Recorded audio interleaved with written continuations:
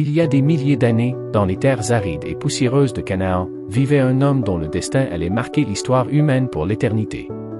Cet homme s'appelait Jacob. Père de 12 fils, patriarche d'une famille nombreuse et respectée, Jacob avait traversé bien des épreuves au cours de sa longue vie. Il avait lutté, souffert, aimé et perdu. Mais parmi toutes les bénédictions que la vie lui avait accordées, il en chérissait une par-dessus tout. Un fils. Un fils né de Rachel, la femme qu'il avait aimée plus que sa propre vie. Ce fils s'appelait Joseph. Joseph était le 11e enfant de Jacob. Depuis sa plus tendre enfance, il grandissait sous le regard bienveillant et protecteur de son père. Pendant que ses frères aînés travaillaient dur sous le soleil brûlant de Canaan, gardant les troupeaux à travers les collines et les vallées, courbant le dos sous la chaleur implacable, Joseph restait souvent près de la tente familiale, aux côtés de son père. Il écoutait les récits des anciens, observait, apprenait. Jacob le regardait avec une tendresse particulière, une tendresse que ses autres fils voyaient chaque jour, et qui, chaque jour, creusait un peu plus un fossé invisible entre eux et leurs jeunes frères. Car les frères observaient. Les frères comptaient. Ils voyaient les regards. Ils sentaient la différence de traitement. Et dans leur cœur, silencieusement, une graine sombre commençait à germer. Une graine que personne ne voyait encore. Une graine qui s'appelait la jalousie. Et la jalousie, quand on la laisse grandir sans la couper, devient quelque chose de bien plus dangereux. Elle devient de la haine. Un jour, Jacob fit quelque chose qui allait enflammer définitivement les esprits et briser l'équilibre fragile qui existait encore dans la famille. Il offrit un cadeau à Joseph. Mais pas n'importe quel cadeau. C'était une tunique. Une longue robe magnifique, aux couleurs vives et éclatantes, brodée avec soin, ornée de détails que l'on ne voyait que sur les vêtements des fils de princes et des héritiers de grandes familles. Une robe qui disait, sans prononcer un seul mot, que celui qui la portait était différent des autres. Que celui qui la portait était destiné à quelque chose de grand. Quand Joseph passa cette tunique sur ses épaules et marcha parmi ses frères, les regards se durcirent. Les mâchoires se serrèrent. Les frères comprirent le message silencieux de leur père, un message qu'ils n'avaient pas eu besoin de prononcer à voix haute, Joseph était le préféré. Joseph était choisi. Et eux, malgré leurs années de labeur, malgré leur sueur et leur fidélité, passaient en second. La jalousie qui couvait dans leur cœur depuis des années se transforma ce jour-là en quelque chose de plus lourd, de plus noir. Ils ne pouvaient plus lui parler sans que leur voix se durcisse. Ils ne pouvaient plus le regarder sans que leurs yeux se remplissent d'une amertume froide et silencieuse. L'atmosphère dans la famille était devenue lourde, tendue, comme le ciel avant un orage violent. Joseph, lui, semblait parfois inconscient du danger qui l'entourait. Ou peut-être choisissait-il simplement de l'ignorer, protégé qu'il était par la certitude absolue de l'amour de son père. Il continuait à vivre, à sourire, à exister dans cette bulle de privilèges que Jacob avait construite autour de lui, sans réaliser que chaque jour, chaque geste, chaque regard de son père sur lui ajoutait une nouvelle couche de ressentiment dans le cœur de ses frères. Mais ce qui allait vraiment tout déclencher, ce n'était pas la tunique. Ce n'étaient pas les regards, ni les privilèges, ni les petites injustices assez. Une nuit, Joseph fit un rêve puissant, un rêve si vivide, si réel, qu'il se réveilla avec la certitude que ce qu'il avait vu n'était pas ordinaire. Il vit lui et ses frères au champ, travaillant ensemble sous un ciel lumineux, liant des gerbes de blé doré. Et soudain, quelque chose d'étrange se produisit. Sa gerbe, celle de Joseph, se dressa toute seule, bien droite, fière, pendant que les gerbes de ses frères, une par une, s'inclinaient lentement autour d'elle. Comme pour la saluer. Comme pour la révérer. Joseph, avec toute l'innocence ou peut-être l'imprudence de sa jeunesse, ne garda pas ce rêve pour lui. Il le raconta à ses frères, les yeux brillants, la voix animée, sans mesurer l'effet que ses paroles allaient produire. La réaction fut immédiate, froide et tranchante comme une lame. « Est-ce que tu vas vraiment régner sur nous ?» lui dirent-ils, la voix chargée de mépris. « Est-ce que tu vas vraiment nous dominer, nous, tes frères aînés ?» Leur haine grandit encore d'un cran. Mais Joseph ne s'arrêta pas là. Quelques nuits plus tard, un deuxième rêve vint le visiter, encore plus grand, encore plus frappant que le premier. Cette fois, il vit le soleil, la lune et 11 étoiles qui descendaient lentement du ciel et se prosternaient devant lui. 11 étoiles. Le nombre exact de ses frères. Il raconta ce rêve non seulement à ses frères, mais aussi à son père Jacob. Et même Jacob, qui aimait Joseph plus que tout au monde, fronça les sourcils en entendant ces paroles. « Que signifie ce rêve que tu as fait » dit-il d'une voix grave. « Est-ce que ta mère, moi et tes frères allons vraiment venir nous prosterner devant toi jusqu'à terre » Un silence lourd tomba sur la famille. Les frères regardaient Joseph avec des yeux où brûlait quelque chose de dangereux. Mais Jacob, lui, garda ses paroles dans son cœur et continua d'y réfléchir en secret, comme si une partie de lui savait que ses rêves n'étaient pas de simples inventions d'un jeune homme orgueilleux. Le temps passa. Les tensions dans la famille restaient vives, mais la vie continuait son cours. Un jour, Jacob appela Joseph et lui dit, « Tes frères font paître le troupeau du côté de Sichem. Je veux que tu ailles les rejoindre pour voir si tout va bien, et que tu me rapportes des nouvelles. » Joseph obéit sans hésiter. Il prit la route, sa tunique colorée sur les épaules, le cœur léger, sans la moindre idée de ce qui l'attendait au bout de ce chemin. Il marcha longtemps à travers les plaines et les collines poussiéreuses de Canaan, cherchant ses frères, demandant sa route à des inconnus, jusqu'à ce qu'il les retrouve finalement dans la vallée de Dothan. Quand les frères le virent arriver de loin, sa silhouette reconnaissable entre toutes avec sa tunique aux couleurs éclatantes qui brillait sous le soleil, quelque chose de sombre et de décidé se réveilla en eux. Les murmures commencèrent avant même qu'ils soient assez proches pour entendre. « Voilà le rêveur qui arrive » dit l'un d'eux avec un sourire amer.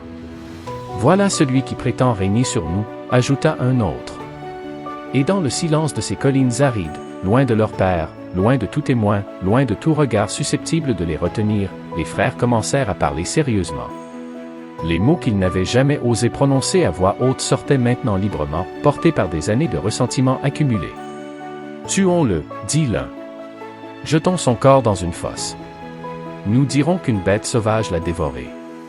Et nous verrons alors ce que deviendront ces fameux rêves. » Le plan était là, posé entre eux, concret et froid. Il ne manquait plus qu'un accord. Mais Ruben, l'aîné, éleva la voix. Il ne voulait pas du sang sur ses mains, et surtout pas le sang de leur propre frère. Il dit aux autres avec fermeté, « Ne versez pas son sang. Jetez-le dans cette fosse ici dans le désert, mais ne lui faites aucun mal physiquement. » Son intention secrète était de revenir plus tard, une fois les autres calmés, pour sortir Joseph. Les frères acceptèrent le compromis proposé par Ruben, du moins en apparence. Quand Joseph arriva parmi eux, souriant, confiant, portant les salutations de leur père, ils ne lui laissèrent pas le temps de comprendre ce qui se passait. Ils se jetèrent sur lui, lui arrachèrent sa tunique, cette tunique aux couleurs magnifiques que Jacob lui avait offerte avec tant d'amour, et ils le jetèrent sans ménagement dans une fosse creusée dans le sol, profonde et vide, sans eau. Joseph criait. Joseph suppliait. Sa voix montait de la fosse, remplie de terreur et d'incompréhension. Comment ses propres frères pouvaient-ils lui faire cela? Qu'avait-il fait pour mériter un tel traitement? Mais ses cris ne touchaient personne. Ses frères s'assirent autour de la fosse et commencèrent à manger tranquillement, comme si les appels au secours de Joseph n'étaient que le bruit ordinaire du vent soufflant sur les collines. C'est alors qu'une caravane apparut au loin sur la route poussiéreuse. Des marchands ismaélites venant de Galade, leurs chameaux chargés de résine parfumée, de baume et d'épices précieuses, en route vers l'Égypte pour vendre leurs marchandises. Judas, l'un des frères, les observa un moment, et une idée germa rapidement dans son esprit calculateur. « À quoi cela nous sert-il de tuer notre frère et de cacher son sang » dit-il aux autres en se levant. « Vendons-le plutôt à ces marchands. Nous n'aurons pas de sang sur les mains, et nous nous débarrasserons de lui définitivement. Après tout, il reste notre frère, notre propre chair et notre propre sang.